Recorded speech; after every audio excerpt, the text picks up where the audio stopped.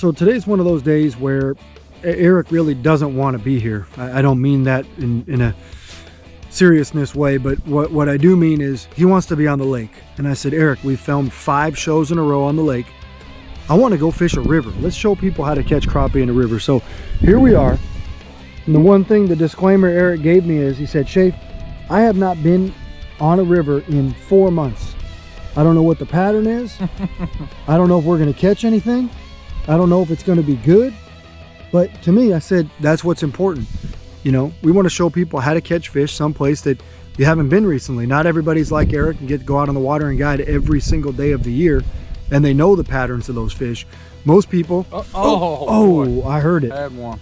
You know, most people are different, where they work during the day and they either go fishing after work or go on the weekends.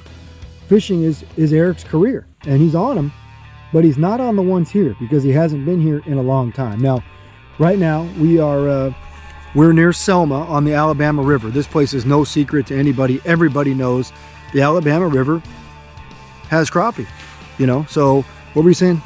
A lot of people call it Miller's Ferry is what they call this part of the river. You know, and the one thing we're going to tell you guys is some of the techniques and the things he's going to show you today.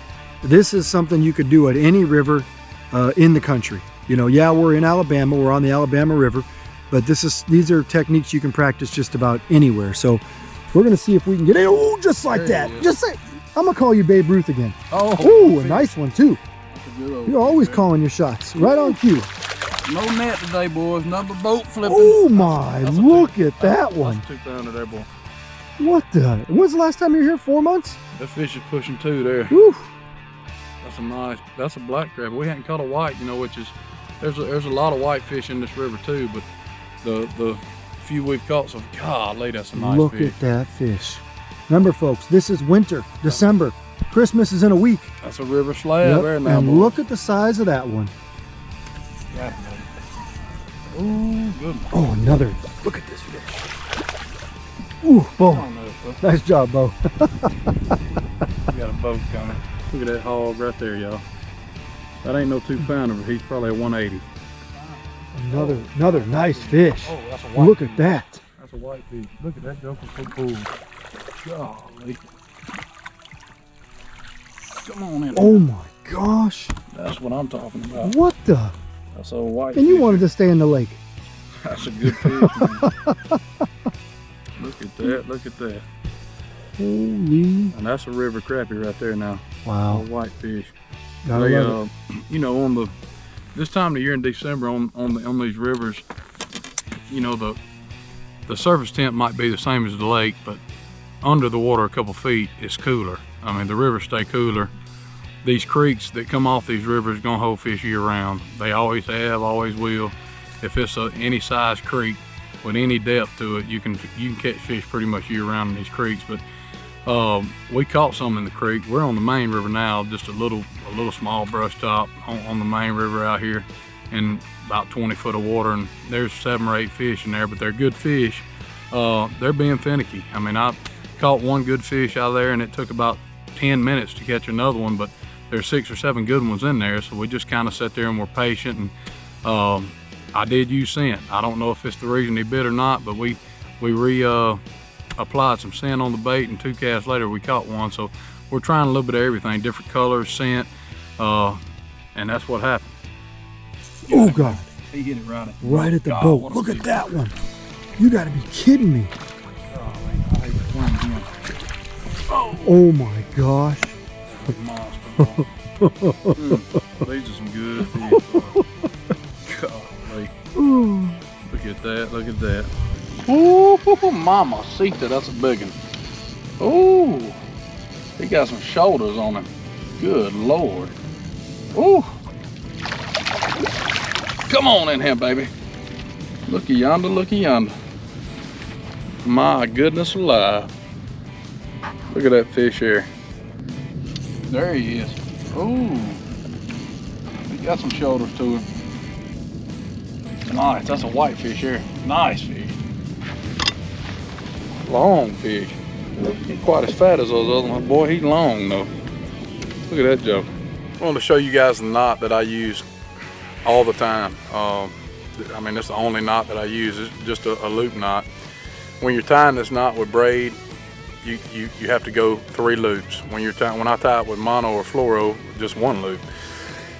And I've caught as big a fish as you can catch, you know, with a 1 loop knot on you know, mono or fluoro. But I'm gonna kind of try to show you.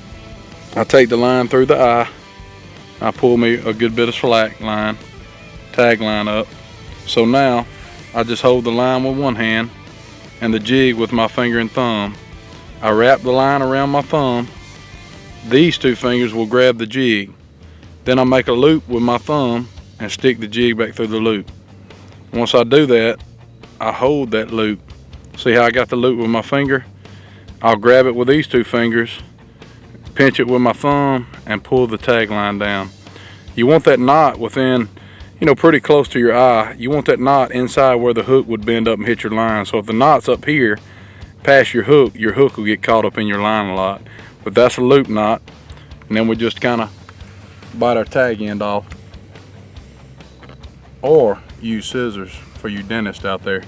But that's it. That's our loop knot. And it gives that jig just more play when you're sitting there, you know, twitching or reeling or whatever you're doing. It gives that jig a little bit more play. Oh, I can't keep up with all this. Another slobber. Oh, come on in this boat. Haven't been here in 4 months. Still getting them. I mean, look, put that up against the back of your hand again where people can see that. It just shows you what quality fish there are in river systems. It's beautiful. Oh my God. It's like clockwork.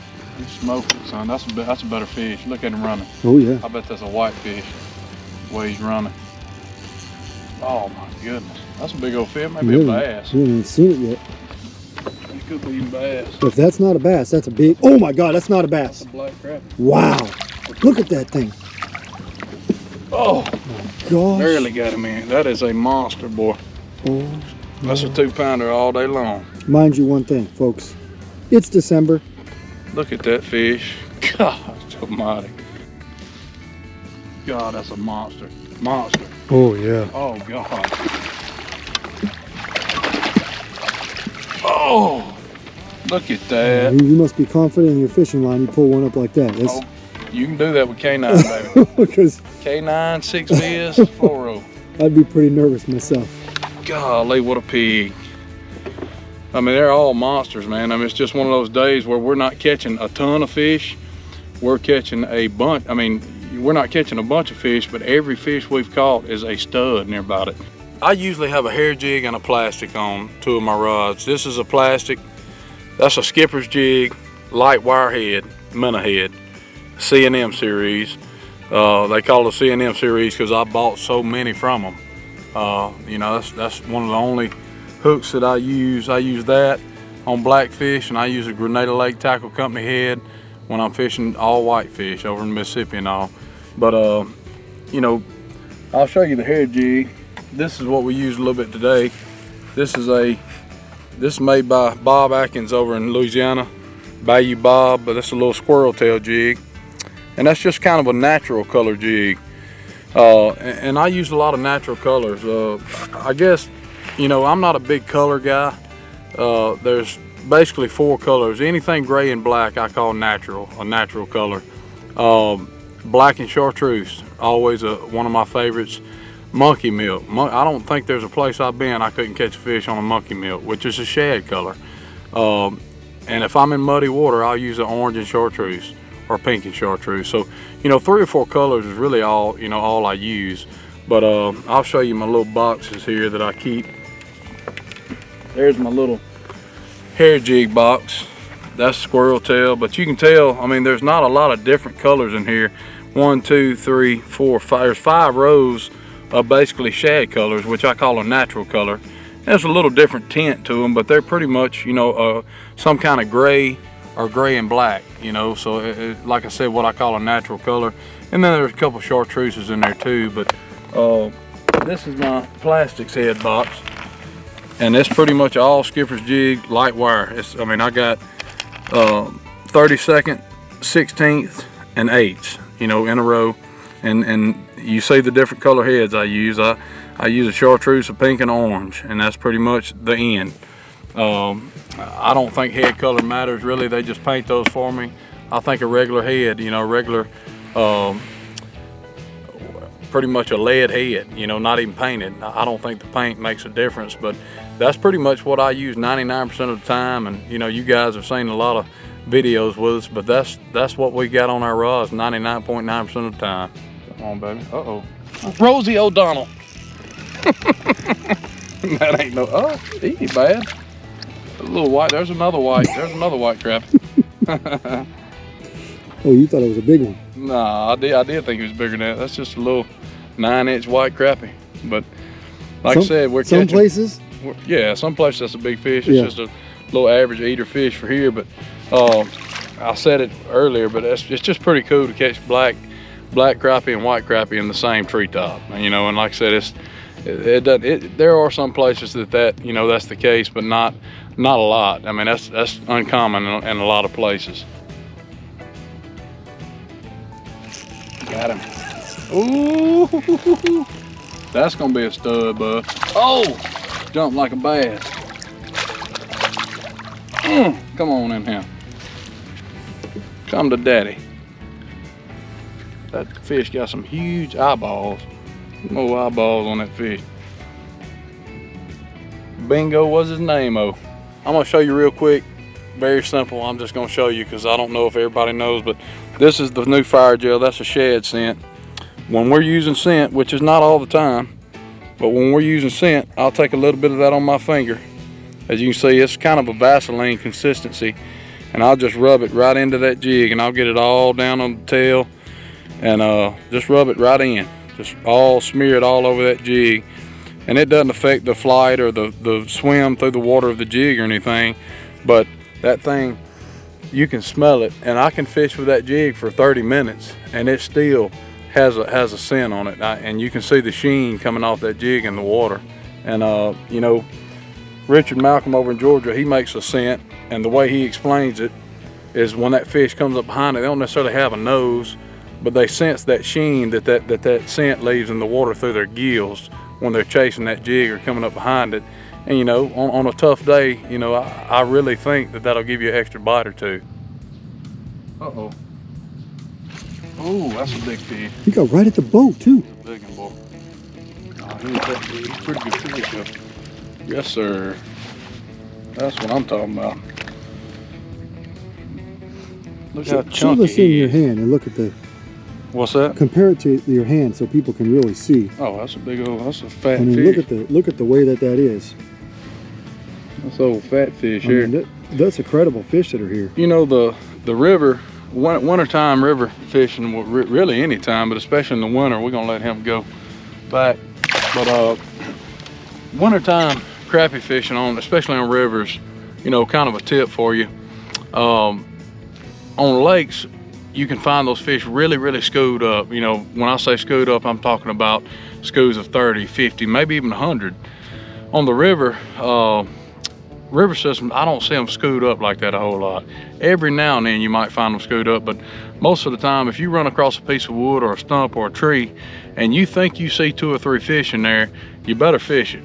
You know, on the lake, if I see 2 or 3 fish, most of the time I'll keep going because I know there's gonna be a school of them.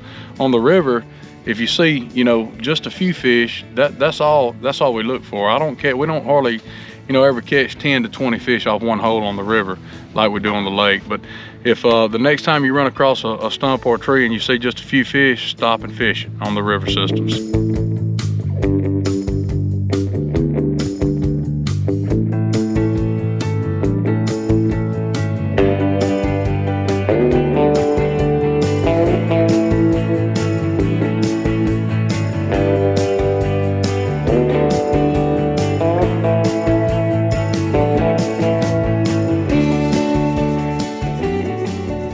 Pautzke products are available at sporting goods stores near you. If you can't find the specific color, size that you want, make sure to go to Pautzke.com. And as a thank you for watching Pautzke Outdoors, we're going to show you a coupon code to be used for 10% off your next order.